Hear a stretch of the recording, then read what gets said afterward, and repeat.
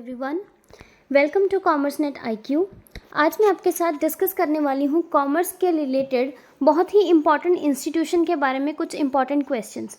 तो आज के लिए हमारे इंस्टीट्यूशंस होंगे World Bank, IMF, UNCTAD and World Trade Organization. इनमें से ये बहुत ही इम्पॉर्टेंट इंस्टीट्यूशंस हैं जैसे कि आपको पता है, और इनमें से क्वेश्चन बहुत बारी आते हैं फ्रॉम बिजनेस इन्वायरमेंट। तो हमारा यूनिट 1 है business environment and international business, और उसमें बहुत ही एक बड़ा सेक्शन जो है क्वेश्चंस का वो आता है इन चारों ऑर्गेनाइजेशंस में से। इनकी एस्टेब्लिशमेंट डेट और इनका काम, इनके प्रिंसिपल, इनके ऑब्जेक्टिव्स, इन सारी चीज़ों में से बहुत क्वेश्चन आते हैं। तो आज मैं आपके लिए क्वेश्चंस लेके आई हूँ जिसके साथ आपके कॉन्सेप्ट भी क्लियर होंगे। जब आप उसका सॉल्यूशन पढ़ेंगे तो बहुत सारे आसपास के कॉन्सेप्ट भी आपके क्लियर होंगे। तो सबसे पहले क्वेश्चन से स्टार्ट कर लेते हैं।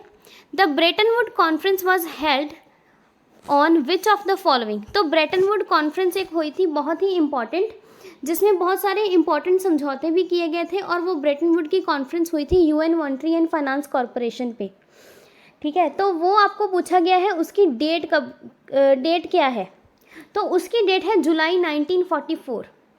बहुत बारी ब्रेटन वुड कॉन्फ्रेंस से क्वेश्चन पूछा गया है, क्योंकि ब्रेटन वुड कॉन्फ्रेंस जो थी उसमें दो इम्पॉर्टेंट इंस्टीट्यूशन की एस्टेब्लिशमेंट हुई थी, जो कि है वर्ल्ड बैंक और इंडियन मॉनेटरी फंड, जिसको हम IMF बोलते हैं।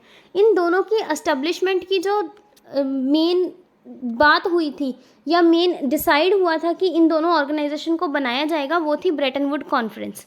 तो यहाँ पर सॉल्यूशन देख लेते हैं इसका। सोल्यूशन में आपको बताया गया है the Bretton Woods conference was an important conference held on July 1944 at UN monetary and finance conference in which many important decision were taken. तो उन इम्पॉर्टेंट डिसीजन में से दो इम्पॉर्टेंट डिसीजन ये थे कि वर्ल्ड बैंक और इंटरनेशनल मॉनेटरी फंड नाम की दो इंस्टीट्यूशंस बनाई जाएंगी। इन दोनों के बारे में जो चर्चा थी, इनकी एस्टेब्लिशमेंट की जो शुरुआत थी, ये ब्रेटन वुड कॉन्फ्रेंस से ही हुई थी। Clear. Question number 2, the establishment year of World Bank and their headquarters. देखिए, इन चारों इंस्टीट्यूशंस की एस्टेब्लिशमेंट डेट, इनकी कमेंसमेंट डेट, क्योंकि एस्टेब्लिशमेंट डेट से कमेंसमेंट डेट कई बार अलग होती है। कमेंसमेंट मतलब कब इनकी स्टार्टिंग हुई थी, इन्होंने फंक्शन अपने ऑफिशियली स्टार्ट कब किए थे। तो ये जो सारी चीज़ें हैं, एस्टेब्लिशमेंट डेट्स, हेडक्वार्टर्स और उनकी कमेंसमेंट डेट जिनकी अलग है, तो ये सारे क्वेश्चन बहुत इंपॉर्टेंट है और ये लर्निंग पोर्शन है। बहुत बार ये भूल भी जाता है, बार बार इन चीज़ों को रिपीट करना ज़रूरी है। तो आपको वर्ल्ड बैंक की एस्टेब्लिशमेंट डेट और उसका हेडक्वार्टर पूछा गया है। तो आपने एक बात याद रख लेनी है कि जो वर्ल्ड बैंक है इसका हेडक्वार्टर है वॉशिंगटन DC में। वॉशिंगटन DC में इसका हेडक्वार्टर है, एंड जून 1946 में इसको एस्टेब्लिश किया गया था, और इसने अपने ऑपरेशंस तब स्टार्ट कर दिए गए थे। तो जैसे मैंने आपको पिछले क्वेश्चन में बताया कि जुलाई 1944 में ब्रेटन वुड कॉन्फ्रेंस हुई थी, जिसमें कि ये डिसाइड किया गया कि वर्ल्ड बैंक को बनाया जाएगा, और जून 1946 मतलब उसके तकरीबन 2 साल के बाद इसने अपने जो ऑपरेशंस है वो ऑफिशियली स्टार्ट किए थे। ठीक है, तो इसका जो हेडक्वार्टर है वो है वॉशिंगटन DC में। तो ये बच्चे लर्निंग पोर्शन है, इसको आपको याद ही करना पड़ेगा। तो इसका आंसर आपका होगा C। तो सॉल्यूशन में देख लेते हैं इसकी explanation. The World Bank establish the year June 1946, headquarters at Washington DC। तो बहुत इंपॉर्टेंट लर्निंग पोर्शन है, ये आपको याद करना पड़ेगा। तो इसी के साथ हम एक और क्वेश्चन देख लेते हैं कि IMF, इंडियन मॉनेटरी फंड, इसका जो हेडक्वार्टर है वो आपका वो भी वॉशिंगटन DC में ही है। इसका IMF का भी जो हेडक्वार्टर है वो भी वॉशिंगटन DC में है, और वर्ल्ड बैंक का हेडक्वार्टर भी वॉशिंगटन DC में ही है। तो ये चीज़ें आपके साथ में आसपास के जो कॉन्सेप्ट है वो भी हम क्लियर करते हुए चलेंगे। उसके बाद है question number 3, which of the following are the institution of World Bank. तो वर्ल्ड बैंक के अंदर देखिए उन्होंने 4 से 5 इंस्टीट्यूशंस बनाए हुए हैं जो अलग अलग काम करते हैं। किसी को सॉफ्ट लोन विंडो कहा गया है, किसी को कोई नॉन कमर्शियल जो रिस्क है उसके लिए लोन प्रोवाइड करती है। तो हर एक जो 5 इंस्टीट्यूशन है अलग अलग काम के लिए लोन प्रोवाइड करते हैं टू द मेंबर कंट्रीज़। तो आपको पूछा गया है इनमें से आपको ये 5 इंस्टीट्यूशंस दिए हैं, आपको पूछा है कि इनमें से वर्ल्ड बैंक के इंस्टीट्यूशन कौन से हैं। तो सबसे पहले मैं आपको यहाँ पर क्वेश्चन एक अटेम्प्ट करने की एक ट्रिक भी बताऊँगी, जो है एलिमिनेशन मेथड। यहाँ पर इस क्वेश्चन को हमने एलिमिनेशन मेथड से सॉल्व करना है। देखिए क्वेश्चन ऑप्शंस हमारे हैं IBRD। अगर आपको कुछ भी नहीं पता है ना तो आप एलिमिनेशन से कर सकते हैं। फर्स्ट इसका ऑप्शन है IBRD, सेकंड है ICICI, थर्ड है ICSID, fourth IDA and fifth है IDBI। देखिए सबसे पहले ये जो दो ऑप्शन हैं सेकंड एंड फिफ्थ, ये बचे हमारे इंडियन कमर्शियल बैंक्स के नाम हैं। ये दोनों ICICI भी बैंक है एंड IDBI भी बैंक है, इंडियन बैंक है ये, ठीक है। तो इसलिए अगर हम इसका मतलब ना ही 2 आंसर ऑप्शन में होना चाहिए और ना ही 5, तो जहाँ जहाँ 2 और 5 है उन ऑप्शंस को हम एलिमिनेट कर देंगे। तो A भी चला गया, C भी चला गया क्योंकि इसमें 5 है, और D भी चला गया क्योंकि इसमें 2 है, and we have got our answer which is B part. तो यहाँ पर मैं आपको एक्सप्लेनेशन इसकी दिखा देती हूँ ज़रा। हाँ जी, IBRD, ये 5 इंस्टीट्यूशन है वर्ल्ड बैंक के अंदर, जिसमें फर्स्ट है आपके पास IBRD, जो है industrial bank for reconstruction and development. ये जो IBRD की ब्रांच है ये देती है बैंक जो इंडस्ट्रियल एरियाज़ है उसको अपने रिकंस्ट्रक्शन पर्पस और डेवलपमेंट के लिए लोन देती है। सेकंड है IDA, इसको बच्चे सॉफ्ट लोन विंडो भी कहा जाता है, इंडस्ट्रियल डेवलपमेंट एसोसिएशन, इसको सॉफ्ट लोन विंडो भी कहते हैं। आपने साथ ही साथ चीज़ें नोट करते जानी है। उसके बाद IFC, इंडस्ट्रियल फाइनेंस कॉरपोरेशन, ये भी इंडस्ट्रीज़ के लिए फाइनेंस प्रोवाइड करता है। और D है MIGA, multilateral investment guarantee agency. Clear. और E है एक और फिफ्थ जो इंस्टीट्यूशन है वो है ICSID, international centre for settlement of investment disputes. दो कंट्रीज़ के अंदर, दो मेंबर कंट्रीज़ के अंदर अगर कोई भी डिस्प्यूट होती है रिलेटिंग टू इन्वेस्टमेंट, तो ये एक तरह का सेंटर है जो कि उस डिस्प्यूट्स को सॉल्व करने में हमारे मेंबर कंट्रीज़ की हेल्प करता है। I hope it's clear to everyone. Next question is which institution of World Bank provide loan to developing countries for non-commercial losses? जो नॉन कमर्शियल लॉसेज होते हैं, जैसे बिजनेस ऑर्गेनाइजेशन से, मान लीजिए इंश्योरेंस से लॉस हुआ, कोई नॉन कमर्शियल हो गया, मान लीजिए इंश्योरेंस से कोई लॉस हो गया, तो वो जो चीज़ें हैं इंश्योरेंस या फिर और कोई भी नॉन कमर्शियल रिस्क है, उनसे अगर जो लॉस हुआ है उसकी भरपाई करने के लिए लोन कौन प्रोवाइड करता है? तो इसका करेक्ट आंसर है हमारा A पार्ट, MIGA, जो हमने पीछे पढ़ा यहाँ पर।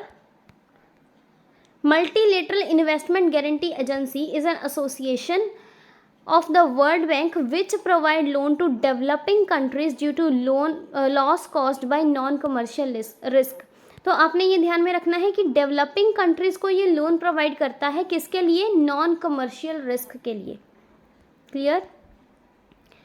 तो यहाँ पर आप एलिमिनेशन से भी कर सकते थे कि जैसे IDA तो हो नहीं सकता क्योंकि ये सॉफ्ट लोन विंडो है, IFC भी इंडस्ट्रीज़ के साथ रिलेटेड है, ICSID जो है वो डिस्प्यूट्स के लिए है, तो इसका आंसर A ही होगा। क्लियर। उसके बाद question number 5, on which day international monetary fund किस डेट को एग्जिस्टेंस में आई थी? देखिए यहाँ पर आपको एग्जिस्टेंस पूछा है, यहाँ पर आपको ये नहीं पूछा कि किस दिन डिसाइड हुआ था। डिसाइड मैंने आपको पहले भी बताया कहाँ हुआ था, ब्रेटन वुड कॉन्फ्रेंस में, जो कि हुई थी जुलाई 1944 में। तो इसकी जुलाई 1944 की डेट तो इसमें आएगी नहीं, तो यहाँ पर A ऑप्शन हमारा सीधा सीधा एलिमिनेट हो गया और D ऑप्शन भी एलिमिनेट हो गया। ठीक है, तो इसकी एस्टेब्लिशमेंट डेट आपने ऐसे ही याद रखनी है, विच इज़ 27 दिसंबर 1945। 27 दिसंबर 1945 को ये एग्जिस्टेंस में आई थी और इसने अपना जो कमेंसमेंट है वो किया था 1 मार्च 1947 को। बच्चे बहुत ही इंपॉर्टेंट डेट्स हैं, आपको डेट्स में उलझा सकते हैं। मान लो आपने कमेंसमेंट डेट आपको याद है, IMF के साथ आपने याद कर ली, हो सकता है वो एस्टेब्लिशमेंट डेट पूछ ले, हो सकता है वो डिसाइड होने की डेट पूछ ले। तो सारी डेट्स आपके माइंड में बिल्कुल क्लियर होनी चाहिए कि किस डेट को क्या हुआ था। तो यहाँ पर देखिए एस्टेब्लिशमेंट डेट डिफरेंट है एंड कमेंसमेंट डेट डिफरेंट है। ठीक है, तो इन बातों का आपने ध्यान रखना है। नेक्स्ट इसकी एक्सप्लेनेशन देख लीजिए। International monetary fund came into existence on 27 December 1945 when 29 countries signed it's charter. तो ये भी एक बहुत ही इंपॉर्टेंट क्वेश्चन बनता है यहाँ से कि कितनी कंट्रीज ने इसके चार्टर को साइन किया था जब ये एग्जिस्टेंस में आई थी। तो 29 कंट्रीज थी जिसने इसके चार्टर को साइन किया था। Next question is which of the following is the borrowing method under IMF under which member countries can withdraw up to 45 of their quota. देखिए IMF के अंदर हर एक कंट्री का एक कोटा होता है और उस कोटा के अकॉर्डिंग उन्होंने वहाँ पर अपने डॉलर्स जमा करवाए होते हैं या अपनी कोई भी करेंसी जमा करवाई होती है। तो ये एक प्रोसीजर है to be a member of IMF। ठीक है, IMF के मेंबर बनने के लिए ये एक बहुत ही इंपॉर्टेंट प्रोसीजर है कि उनको कोटा लिमिट अपनी जो है वो फुलफिल करनी पड़ती है। तो ये चार जो है ये टाइप ऑफ मतलब उनकी फैसिलिटीज़ हैं जिनके अकॉर्डिंग आपको बताना है कि इनमें से कौन सी वो ऐसी फैसिलिटी है जिसमें जो मेंबर कंट्री है अपनी कोटा लिमिट का 45% तक विड्रॉ कर सकती है। तो इसका सही आंसर है ए पार्ट, कंपेंसेटरी फाइनेंस फैसिलिटी। जब हम नोट्स में, जब हम थ्योरी क्लासेस में इनको डिटेल में पढ़ेंगे then we will definitely learn about it. तो यहाँ पर मैं आपको समझा देती हूँ कंपेंसेटरी फाइनेंस फैसिलिटी क्या है। 1963 में बच्चे इसको इंट्रोड्यूस करा गया था। मैंने आपको पहले भी बताया कि इन इंस्टीट्यूशंस में डेट्स बहुत ज़्यादा इंपॉर्टेंट है और डेट्स ही पूछी जाती हैं। तो यहाँ पर इस फैसिलिटी की ये जो फैसिलिटी थी ये इंट्रोड्यूस कराई गई थी 1963 में, जिसमें तब मेंबर्स को ये अलाउ किया गया था कि वो 25% अपने कोटा का जो है वो विड्रॉ करवा सकते हैं। लेकिन अब ये लिमिट हो चुकी है 45% की। अब ये लिमिट 45% तक रेज कर दी गई है। Clear everyone? नेक्स्ट है क्वेश्चन नंबर 7। आपको UNCTAD की फुल फॉर्म पूछी गई है। UNCTAD के यहाँ पर मैं आपको एक एडिशनल इन्फॉर्मेशन दे दूँ इसके बारे में। इसका जो हेडक्वार्टर है वो है जिनेवा, स्विट्ज़रलैंड में। स्विट्ज़रलैंड में इसका हेडक्वार्टर है। तो साथ ही साथ मैं आपको इसके लिए इम्पॉर्टेंट इन्फॉर्मेशन भी देते जा रही हूँ। और इसकी जो एग्जिस्टेंस इसकी हुई थी 38 दिसंबर 1964। तो बहुत इंपॉर्टेंट डेट्स हैं ये। इनमें से क्वेश्चन पक्के से आएगा, 2 से 3 क्वेश्चन आप मान के चलिए। अगर मैच द कॉलम आ गए तो और भी ज़्यादा टफ हो सकता है आपके लिए। तो आप 3 से 4 क्वेश्चन इस पार्ट में से मान के चलिए, सिर्फ और सिर्फ डेट्स में से, डेट्स एंड हेडक्वार्टर्स, इतने ज़्यादा इंपॉर्टेंट है ये। तो आपने बतानी है UNCTAD की फुल फॉर्म। तो सबसे पहले मैं आपको एक बात क्लियर कर दूं कि जब बात आती है फुल फॉर्म्स की कि this institution stand for what, this institution stands for what, तो आपको जो ऑप्शंस हैं वो इतने ज़्यादा क्लोज दिए जाते हैं कि अगर आपको एक का भी मतलब नहीं पता, मतलब मान लीजिए आपको C का मतलब नहीं पता कि कॉन्फ्रेंस है, कन्वेंशन है या क्या है, तो आप उससे भी मिस्टेक कर सकते हैं क्योंकि बहुत ही माइनर डिफरेंस के साथ आपको ऑप्शंस दिए जाते हैं। तो मैं आपको इसकी एक याद कर लीजिए डेफिनेशन। इसकी फुल फॉर्म है UNCTAD की United nation conference on trade and development. United nation conference on trade and development, मतलब इसका आंसर है बी पार्ट। तो यहाँ पर देखिए फर्स्ट में आपको conference on trade and defence दिया है, सिर्फ एक उसका फ़र्क है अल्फ़ाबेट का। ठीक है, उसके बाद यूनाइटेड नेशन कन्वेंशन, तीसरे में आपको कन्वेंशन दे दिया गया। तो बहुत ही माइनर चेंजेस इन्होंने डाले हुए हैं। तो सॉल्यूशन देख लीजिए इसका, बस इतना ही है कि stand for United nation conference on trade and development. So question number 8, which one of the following is not a basic principle of UNCTAD। तो मैंने जैसा कि आपको पहले डिस्कस किया कि इनके ऑब्जेक्टिव्स, इनके प्रिंसिपल, ये क्या काम करते हैं, इनकी वर्किंग, ये सारी चीज़ों में से क्वेश्चन भी पूछ लिए जाते हैं। तो सबसे पहले यहाँ पर आपको पूछा गया है कि UNCTAD का बेसिक प्रिंसिपल क्या नहीं है, नॉट पूछा गया है आपको, क्या नहीं है। तो फर्स्ट है हमारा, every country has the supreme right to dispose of freely its natural resources. तो बिल्कुल सही बात है, UNCTAD में बिल्कुल इस बात को माना गया है कि हर कंट्री को अपने नेचुरल रिसोर्सेज को डिस्पोज ऑफ करने का सुप्रीम राइट है, बिल्कुल सही बात है। सेकंड है, no discrimination between countries on the basis of their status. हाँ जी, UNCTAD बिल्कुल इस बात का मेन सिद्धांत मान के चलती है कि स्टेटस के बेसिस पे किसी भी कंट्री के साथ कोई भी डिस्क्रिमिनेशन नहीं होना चाहिए। उसके बाद है equality of status and self determination in internal affairs. तो ये भी बिल्कुल सही बात है कि जो इंटरनल अफेयर्स हैं उसमें इक्वालिटी ऑफ स्टेटस दिया जाए। तो फोर्थ ऑप्शन है हमारा, every country will be provided grants for their development purpose without any discrimination. No बच्चे, जो ग्रांट्स प्रोवाइड करने का काम है वो UNCTAD का नहीं है, वो काम करता है IMF, international monetary fund. Grants जहाँ पर आ गया वहाँ पर UNCTAD नहीं आएगा, UNCTAD का काम नहीं है ये। क्लियर? इसका काम क्या है कि कंट्रीज़ के बीच में, डेवलप्ड एंड डेवलपिंग कंट्रीज़ के बीच में ट्रेड एंड इन्वेस्टमेंट को बढ़ावा देना, इक्वालिटी बेसिस पे बढ़ावा देना। तो यहाँ पर ग्रांट्स की बात UNCTAD के लिए बिल्कुल सही नहीं है।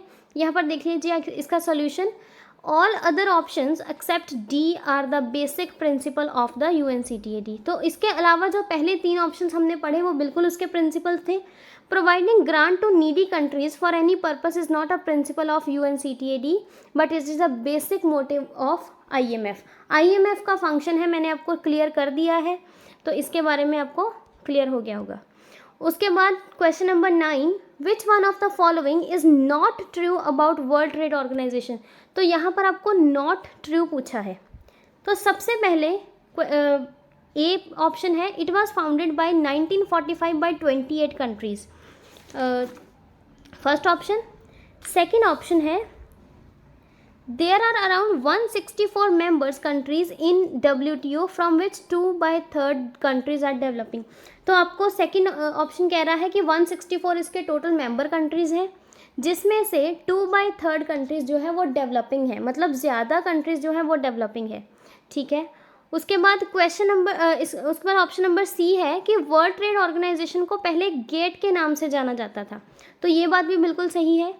डी है कि WTO को 1994 में मैस्ट्रिस्ट एग्रीमेंट में फाउंड किया गया था। तो देखिए जो ऑप्शन ए है यहाँ पर कॉन्ट्रडिक्ट आपको लग रहा होगा कि कॉन्ट्रडिक्ट करा है। ऑप्शन ए आपको बोल रहा है कि 1945 में फाउंड हुआ था और ये बोल रहा है 1994 में फाउंड हुआ था। तो मैं आपको इसके सॉल्यूशन के ज़रिए ज़रा मैं आपको बताना चाहती हूँ। वैसे इसका राइट आंसर है ए, क्योंकि आपको पूछा है क्या सही नहीं है, तो वो ए सही नहीं है। सही क्यों नहीं है? क्योंकि 1947 में फाउंड किया गया था इसको, और कितनी कंट्रीज़ के द्वारा? 23 मेंबर कंट्रीज़ के द्वारा। तो मैं इसकी ज़रा आपको थोड़ी सी नॉलेज दे दूं इसके बारे में। तो यहाँ पर देखिए ऑप्शन ए जो है वो इनकरेक्ट है WTO के बारे में, क्योंकि जो WTO थी, ये सही बात है कि इसको पहले गेट के नाम से जाना जाता था। ठीक है, गेट के नाम से जाना जाता था, और गेट जो है, ये जो ऑर्गेनाइजेशन है एज अ गेट ऑर्गेनाइजेशन, ये 1947 में फाउंड की गई थी बाय 23 मेंबर्स। लेकिन जब इसको WTO ने रिप्लेस किया तो वो 1994 में किया मैस्ट्रिक्ट एग्रीमेंट। तो दोनों ही डेट्स सही हैं यहाँ पर, लेकिन यहाँ पर हमको डेट गलत दी हुई थी। 1945 नहीं आएगा, 1947 आएगा, और 28 नहीं 23 कंट्रीज़ थी। तो ठीक है, तो कंफ्यूज नहीं होना बच्चे, दोनों ही डेट्स सही है। पहली जो थी वो गेट को एस्टेब्लिश किया गया था पहली डेट में, और उसके बाद 1994 में WTO को, वर्ल्ड ट्रेड ऑर्गेनाइजेशन को। उसके बाद क्वेश्चन नंबर 10 है, विच of the following is the main objective of WTO। यहाँ पर हमको नॉट नहीं पूछा गया है, यहाँ पर हमें पूछा गया है विच one of the following is the objective of WTO, main objective. तो देखिए हो सकता है कि सारे ही ऑब्जेक्टिव हो, जो आपका ऑप्शंस दिए हैं हो सकता है वो सारे ही WTO के ऑप्शन हो, लेकिन आपको मेन ऑप्शन के बारे में, मेन ऑब्जेक्टिव के बारे में पूछा गया है। तो आपने इसमें से एप्रोप्रिएट को ढूंढना है।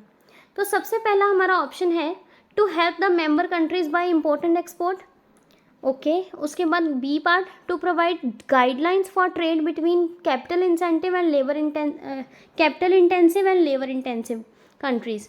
तो labour intensive and capital intensive countries के लिए गाइडलाइंस जारी करना। To reduce tariff and other trade barriers to simplify trade, और ऑल ऑफ अबव। तो देखिए कई बच्चे यहाँ पर ऐसे क्वेश्चन में क्या होता है, बच्चे सोचते हैं कि ज़्यादातर आंसर जो है वो ऑल ऑफ अबव भी होता है, तो वो ऑल ऑफ अबव टिक करके आ जाते हैं, लेकिन नहीं, यहाँ पर मेंबर कंट्रीज़ की हेल्प करना बाय इम्पोर्ट एंड एक्सपोर्ट ये WTO का ऑब्जेक्टिव नहीं है, मेन ऑब्जेक्टिव तो बिल्कुल नहीं हो सकता। उसके बाद गाइडलाइंस भी जारी नहीं करता किसी भी तरह की, तो बी ऑप्शन भी नहीं हो सकता। तो इसका राइट आंसर है सी, WTO का मेन ऑब्जेक्टिव, WTO को क्यों बनाया गया था गेट को रिप्लेस करके, ताकि जो ट्रेड बैरियर्स हैं, ट्रेड बैरियर्स किस फॉर्म में, ड्यूटीज़ की फॉर्म में और कस्टम्स की फॉर्म में, जो ट्रेड बैरियर्स लगे हुए हैं उनको कम किया जाए या उनको हटा दिया जाए, ताकि दो कंट्रीज़ के बीच में ट्रेड करना ईजी हो जाए। तो देखिए सॉल्यूशन यहाँ क्या कह रहा है, the basic objective of World Trade Organization is to reduce tariffs and other trade barriers in order to facilitate free trade among two countries.